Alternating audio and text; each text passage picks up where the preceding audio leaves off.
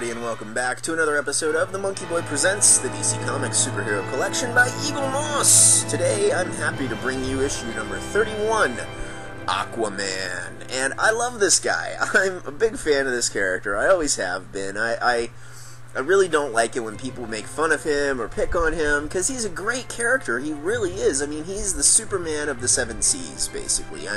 You know, put him underwater and he can do anything Superman can do and then some. And even on land, he's still an incredible character. Anyway, I really dig him. Really, really love this figure. I'm very excited to bring this issue to you. We're going to dive right in, no pun intended, first with the magazine, which will tell us pretty much everything we need to know about the character here, Mr. Arthur Curry. And then we will take a look at this absolutely fantastic figure, giving you the good, the bad, and the ugly. Really, really very excited about this one. He is a stunning figure, as you're going to see here in just a little bit, or you can skip straight to it either way. Sit back, relax, please enjoy the DC Comics Superhero Collection, issue number 31, Aquaman.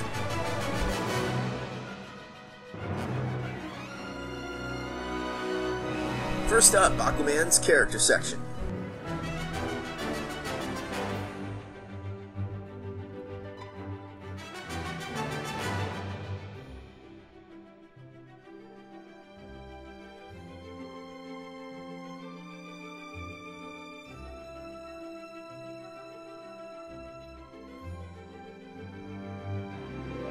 And it's here we learn that Atlantis at one point in time, thousands of years ago, went through a civil war, and the population split. Half of them stayed in Atlantis, their capital city of Poseidonus. The other went with the brother to the king, Prince Shalako, to another city known as Tritonus.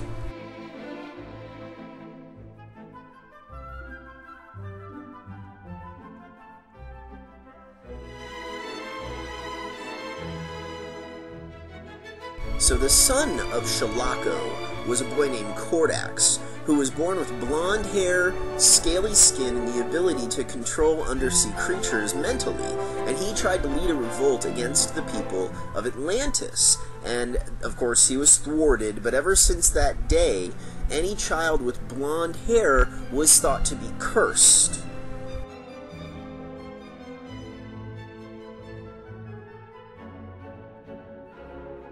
Jump ahead a few thousand years, and we find the current king of Atlantis and his wife have a son born with the cursed blonde hair.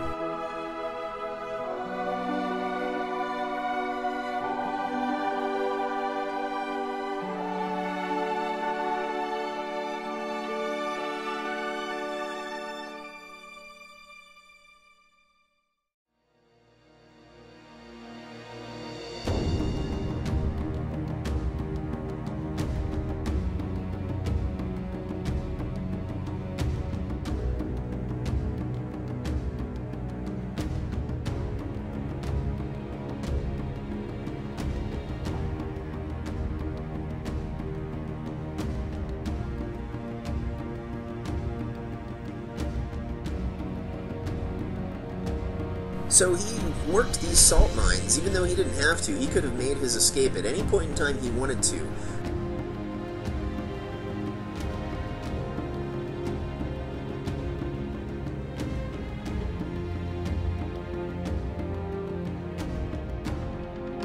Not too long after this, he began superheroing, first coming to the aid of the Flash, and because of this, he was almost instantly embraced by the public and looked upon as a hero.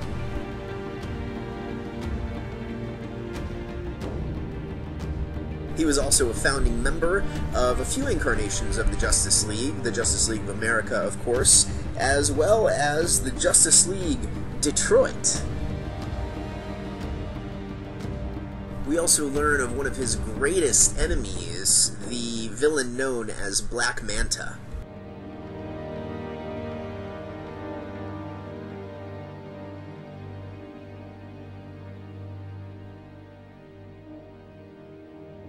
He also met and married the woman who became his queen, Mera.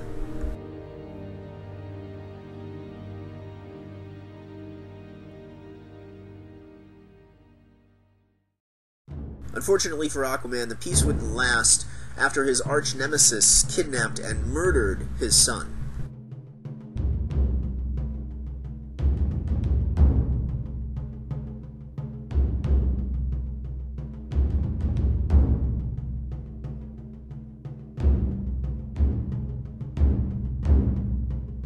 Not very long after this tragedy, Aquaman learns of a long-lost half-brother he has named Orm, who is hell-bent on taking control of Atlantis under any means necessary. We also learn how Arthur lost his left hand in battle with a villain who was attempting to steal his powers from him.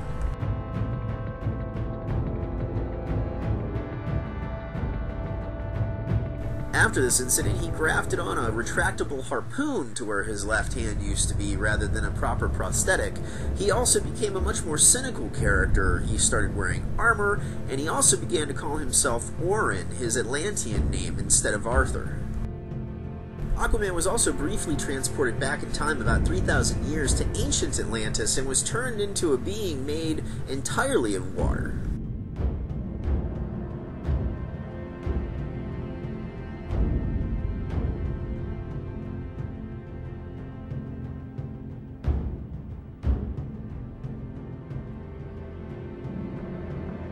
Finally, it talks about an incident that occurred in California when an earthquake actually sent San Diego plunging into the ocean.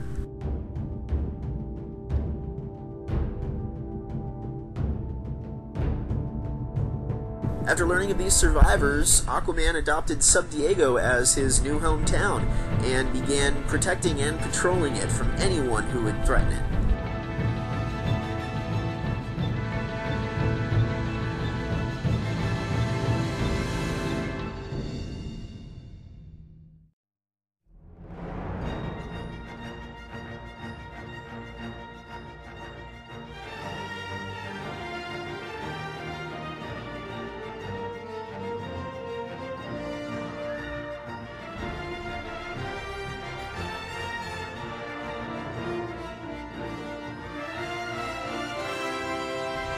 Next, we take a look at some of Aquaman's classic storylines.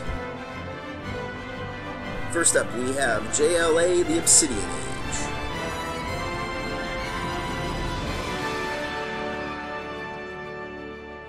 And this is the story that finds Aquaman being turned into a being made entirely of water and teleported 3,000 years into the past to ancient Atlantis. The Justice League chase after him, and they actually encounter a basically prehistoric version of the Justice League, who call themselves the Ancients. Next, we take a look at Aquaman's Sword of Atlantis, Once and Future.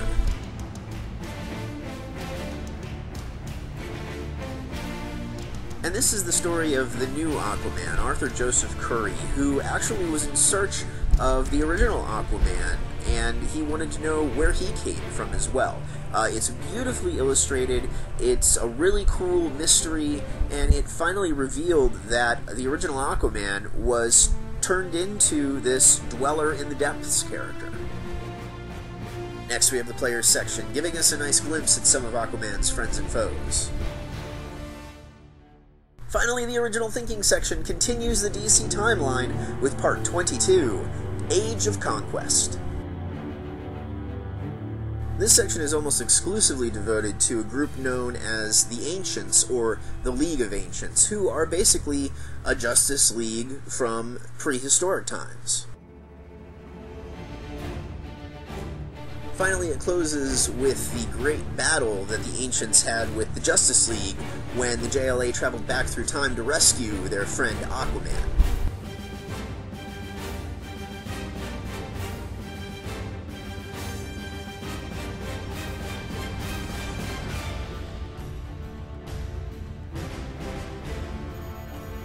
Here we have Aquaman! I love this figure. I absolutely love everything about this guy.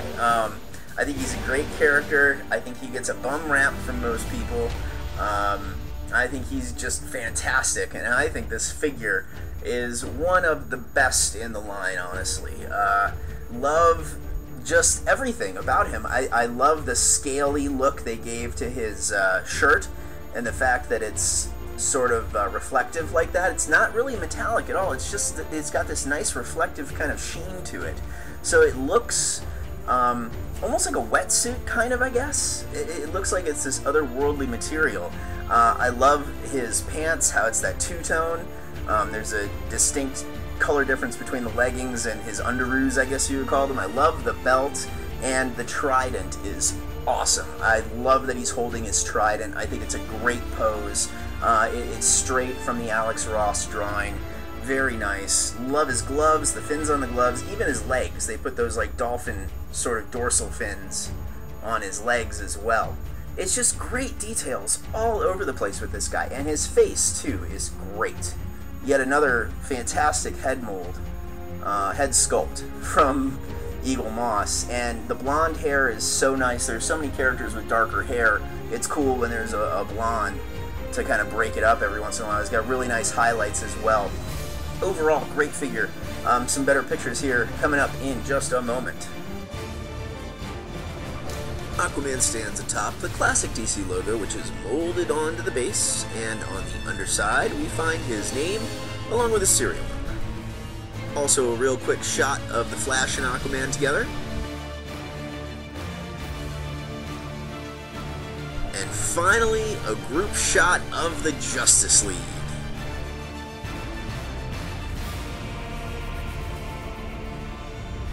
So, I absolutely love this figure. He is awesome. I mean, every detail on him is fantastic. For me, this figure is just as nice as the Scarecrow as far as details and everything goes. I mean, he's a hero, yes, so his design is a little bit more simple. You know, they usually have just like a simple leotard or unitard or whatever, and it's one basic color, but his is nice because it's so different. He has those dorsal fins on the costume. The orange is this really nice, shiny kind of orange that's scaly. It's great. Here we go, the good. Everything. I love the two shades of green on the pants. I love the dorsal fin details on the gloves and on the back of his legs. I love the scaliness of the shirt. They even have the A on the belt. Even though it's hidden behind his hand and his trident, they still have that detail on there. It's fantastic. They could have just given him a simple buckle and they didn't.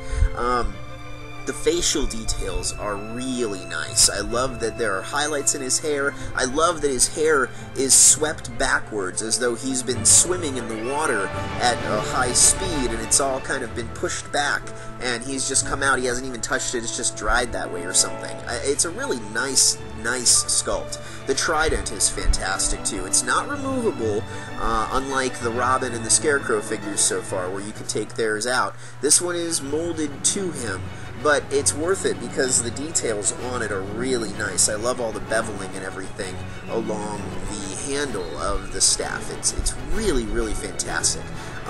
The bad, minor bleeding here and there, really nothing to complain about when you look at this thing overall. Again, it just means it's handmade as far as I'm concerned. The ugly, this is where he loses some minor points. The trident staff is very fragile.